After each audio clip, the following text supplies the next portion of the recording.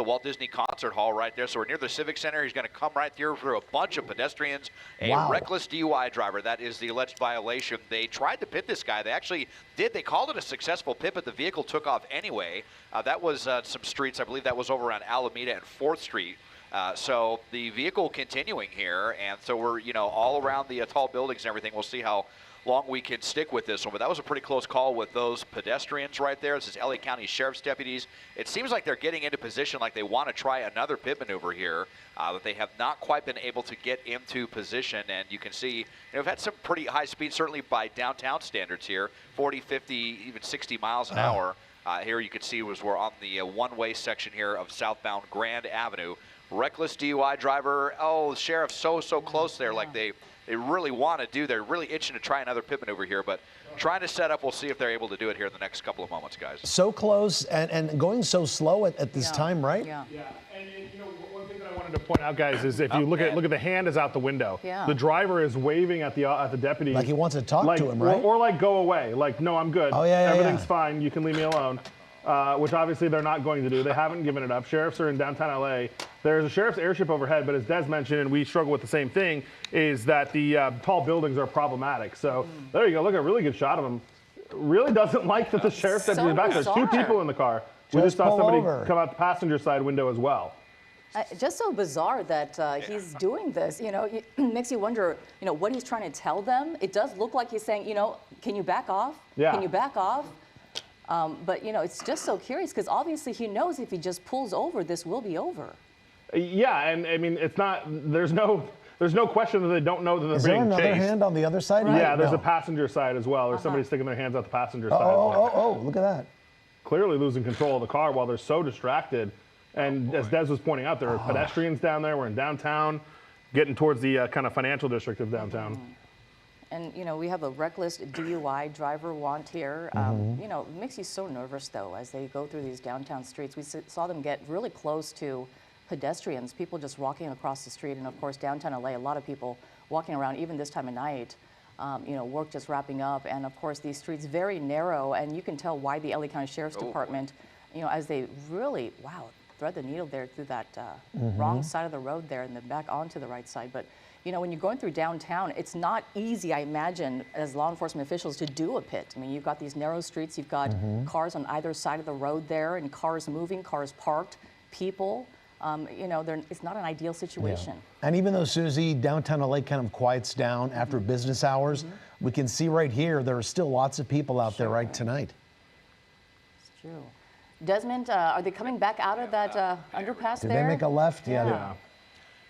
Yeah, they're paralleling the 10 here, so here along 18th Street, just south of the 10 freeway. Just super bizarre behavior. I mean, definitely makes you wonder, it was suspected DUI. If it's not that, maybe some sort of mental health issue or what. I mean, you can't imagine that just by you got a 0% chance of success by just waving at the police and telling them to go away, that they're going to, just acquiesce to that. So very bizarre behavior. And we saw from, both people in the car. So we know there's at least 2 in the vehicle getting the best look we've had. And then, the more they do that and kind of jerk the wheel around, with not paying attention to people that could be, crossing the sidewalk or crossing the street or whatever. So really bizarre and super dangerous behavior here back north of the 10, kind of headed into the warehouse district now of downtown LA, where hopefully there will be less pedestrians, but they could definitely have more people. Actually, that might have been a separate incident right there. It looked like a car up on the sidewalk. I was wondering if that was them with a spike strip or something, but I think that was something completely unrelated. But this is a Chevy SUV. I'm not sure if it's a Chevy Traverse or kind of one of the more economical SUVs, I think you could say. But yeah, look at this. I mean, now we're going the wrong way. This is a one-way street here. This is where you would get off the freeway off the westbound 10 and it would put you onto 16th. And they're going the wrong way. And surprisingly, sheriffs are still right there with them. What's also interesting, guys, too, is that the sheriff's SCC, the communication center, asked if they wanted LAPD to take over, and the unit said, nope, we want to keep it, which is interesting given the want here. This is a reckless DUI, which obviously is, if it's DUI, that's still a serious allegation, but it is something that in the past has made the sheriffs back off very quickly, and they're not doing that in this case. They're not wanting to give it up to an alternate agency, and we're driving wrong way on the road here, finally making the turn to get back on the correct Oh, side my of the goodness. road. Oh, boy. Yeah, Wow, look at wow, that. wow, I mean, just wow. weaving in and out of this traffic here. Jeez.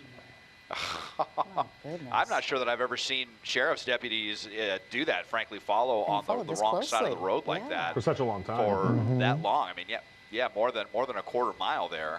I mean, at least we're back on the right side here. But, yeah, and then zigging and zagging through all that traffic. Amazing that it really looked like he was going to get in a head-on collision there with somebody else. And, you know, taking these dips pretty quickly as well. I think this is going to put us onto the 10 right here, onto the eastbound 10. Yeah, we're going to be getting on here. We have these are the collector lanes there.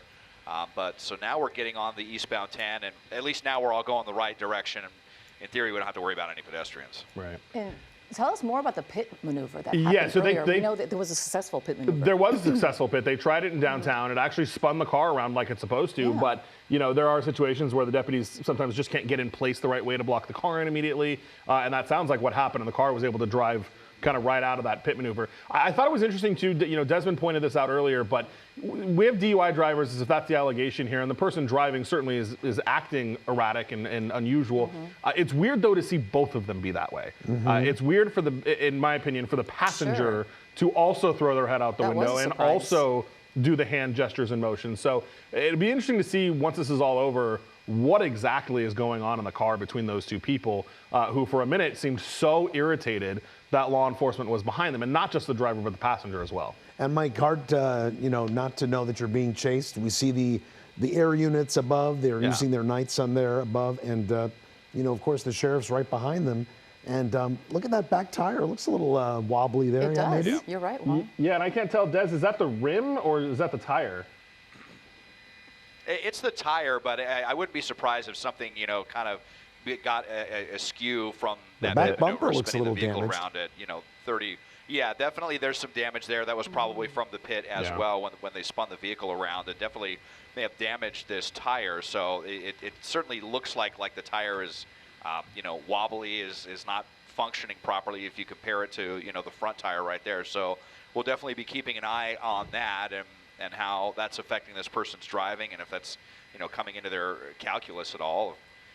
You know, hopefully giving this up. But, yeah, I mean, I don't know, with that bizarre behavior and the hand gestures we saw, I mean, definitely no sign of stopping anytime soon. But, you know, also curiously, we're kind of at the same speed on the freeways we were on surface streets, and kind of wonder if that tire has anything to do with it here. I mean, we're not even up at the speed limit. So we'll widen out and see just how many units are behind this. And, you know, hey, they've already tried a pit maneuver here. I wonder if, you know, they might be thinking about spike strips or something as we transition through the Eastdale interchange. And it looks like we're going to continue on to the eastbound 60 and start heading into the San Gabriel Valley. Well, as we know, the pit maneuver, the idea is to spin that car around and disable the car. But for whatever reason, the car was not disabled, Mike. Yeah, it didn't work. And, you know, sometimes there's a variety of reasons why it couldn't have. The speeds may have been too slow. Sometimes that doesn't effectively, you know, kill the ignition or the car the way they want it to. It just really depends. What's happening right now, though, and when I'm listening to it on the radio, there's on the right side of your screen the bizarre behavior when both the driver and the passenger were having both their hands and at one point fully turned around. That driver stuck his head out and was fully turned around. And it really kind of gives up any idea that this person doesn't know he's being chased if he's staring at the patrol car that is chasing him. But the sheriff's department on the left side of your screen, that's the live pictures. They are doing a traffic break behind this car, which will hopefully clear up the freeway a little bit for them, which potentially, you know, could set us up to do a pit maneuver on the freeway if that's something that they feel so inclined to do. Now, we are at little speeds that are higher than acceptable for a pit maneuver. 55 miles an hour is not something that they're comfortable with. We'd like to stay at 30 or under. And again, this is the LA County Sheriff's Department on a freeway. They happen to be perhaps one of the most conservative agencies when it comes to things like this, right, Mike? For reasons. For sure, absolutely. I mean, they are the ones, and I can tell you, I think just on one day with Des, I can't remember what day it was this week, but we tried to launch 3 separate sheriff's pursuits in one night, and they were immediately canceled. And they were for once similar to this, reckless DUI. I think one was even a stolen vehicle, and they just were not chasing them at all. So it's hard to know, like, you know, there are a lot of times where these deputies, these officers have other knowledge about this car. So on the paper, on the books, the want is reckless DUI, but Is this a person they've dealt with before? Is this a known person to them? What else is going on here that we're obviously not privy to that may be the motivation for them to chase this the way that they are? And for them to run, right? Right, yeah, exactly. And we're right back where we started, by the way. We're right back in East LA where this chase picked up. We first picked it up, or it first started rather, kind of near the 710 and the 60, which is the exact kind of intersection that we're about to approach. So we're right back in the same spot where this whole thing started. It's who knows where this person lives. It also should be of note, and we talk about this in chases like this, the van or the car rather is not reported stolen as far as we know. They have not indicated that it's a 1029 Victor, which they call it.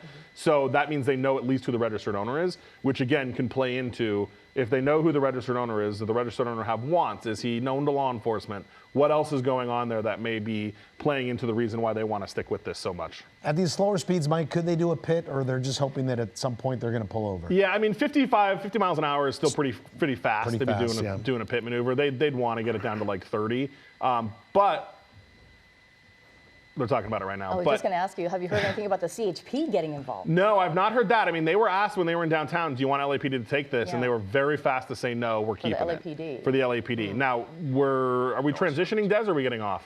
I think he's transitioning. Yeah, we're getting onto the northbound 710, which only runs for about another mile or so. Once we get up beyond the 10, it ends at Valley Boulevard up there by Cal State LA. So, you know, if the suspect wants to kind of stick with the freeways, he's going to run out of real estate here in about a mile or so.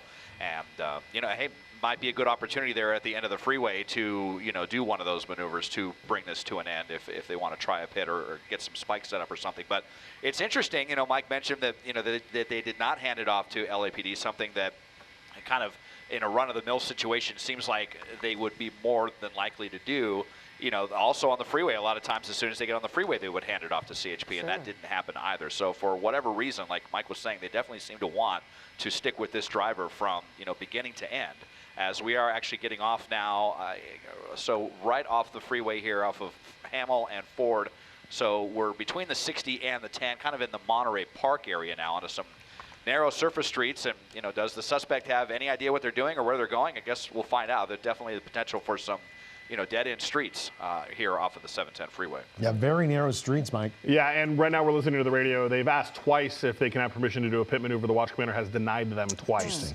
So the watch commander is not authorizing them to do a pit maneuver now, even if the conditions did permit. Lots of different factors for why the watch commander decided that, but we did hear them ask 2 separate times, please check with the watch commander if we can do a pit. And the SEC came back and said not authorized both times. And Mike, the watch commander, is he watching our broadcast? Is he listening to radios? How does he determine whether to give it the go-ahead or not? Yeah, a combination of things. It's very likely that they're watching our broadcast. You know, we're the only ones on at this time, so it's possible that the East LA watch commander, who is at the station, is watching this, and that's helping them, you know, guide their decisions. And they're also listening to the radio traffic as well. You've got look at this. Look at that. Yeah, barely moving around that car. But you've got Aero, the sheriff's airship overhead, calling it out. You've got some ground units providing some additional details as well. So, you know, that watch commander is making an informed decision based on all of the factors, what this person is wanted for, the risk to the public. It's the pursuits we talk about are always such risk versus reward. And at this point, that's the decision the watch commander is making. And we always wonder, why are they going where they're going, right? Yeah. Why were they on the freeway? What's happening here? Over right now. Suddenly. Right, could it be because they're familiar with this area, or have they decided, I've had enough? Well, maybe just keep going on, right? Yeah. Stop for a second, Des. I know, you know, circling. Yeah, circling these blocks right here, and was thinking that you know we were going to see either them give up there or try to get out and run or something, but decided not to yet.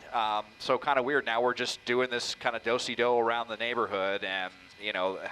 To mention that the longer this goes on, and the people that, you know, live in this neighborhood are going to see the bright lights. They're going to hear the lights and sirens. They're going to hear the chopper blades overhead. They're going to wonder what's going on, and then, you know, people might start to come out and get involved. Another unit there kind of racing in, but maybe, I don't know if he was trying to block him in or what there, but overshot him. And so we're circling this area. And yeah, I mean, we've now done, I think, 3 laps around this, and we'll see how much longer this continues, and this seems like a great opportunity for spike strips. You know, if he's just going to keep doing this, maybe we can at least get a couple of tires flattened, and maybe that would kind of getting out of the vehicle right here. They might actually been trying to set up that out running. Look at that! All of a sudden, out and running. They're running right to the cops. Yep. There we go, right there we towards the go. deputies, Whoa, whoa. They and saw him. it got. And we'll see here into these He's quick. apartments off of Hamel and Mednick. He is going pretty quick. We'll see how much gas he's got in the tank. We'll just kind of zoom in here, and we'll stick with him. I'm not sure if the passenger stuck with him. He got the taser out. And it looked like he tried to deploy the taser there, but Did he throw something, Des? With his ready right to. arm, something. And yeah. now, yeah, it looked like Oh, he's slowing down. did He's something there. tired. Okay, He's now I winded. think he Okay, realizes it's it's over. up. He's winded. He's Yeah. putting his hands up. They always, they always go so fast, but you can only keep at that pace for, not a very sustained amount of time if you're not an Olympic athlete. And so they're taking this person into custody. I think we could take the opportunity to go back and see if the passenger surrendered or what. I didn't see her get out and run. Oh, there she is. I think it is there she is. She did not get out and run. I think it's a female. So They're still cuffing her, right, she's Des? out. Yep. Yeah, so 2 people there, and most likely we don't know for sure if there was anyone else in the car, but she's being taken into custody. This guy threw something out of the way, and he is in handcuffs And as they're well. searching for it right there. Dangerous, bizarre pursuit Yeah. comes to an end here in East LA, guys. It's so interesting because we thought he was just going to stay there in his car and maybe comply with the deputies there on scene. But then out of nowhere, as we were looking at some deputies that had gotten out of their car around the corner from where he was parked, he just started going for it. He just darted out the door and ran. And as soon as those deputies saw it, they were on his heels. Boy, they were chasing him Hey, fast. guys, really quick, Des, Yeah. if you can pan to the right, what he threw was a gun. Gun? They just found a gun right next to that building where those deputies, I think it's up a little bit further, Des, but right where they were kind of searching, right there against the building. We saw his hand movement, Mike, and it looked like he was doing something strange. It looked like he had baggy pants on. Maybe that's where the gun was for a while, and then we saw that motion where he was definitely throwing something. Wow. And now you're confirming to us it's a gun, right? Yeah, and I think it may be right where he's standing. It's hard to tell because that light's really bright, but they did say it was right next to that building. So they're probably going to stand over it, make sure they don't need to take pictures of it or anything like that, and then they'll secure it. Yep. All right, well, it looks like the end of a pursuit here of a reckless DUI driver coming to an end here. We want to thank our Desmond Shaw up in SkyCal and Mike Rogers on the desk for bringing us the very latest on what's happened here. It looks like it's a code 4, both the driver and passenger now in custody.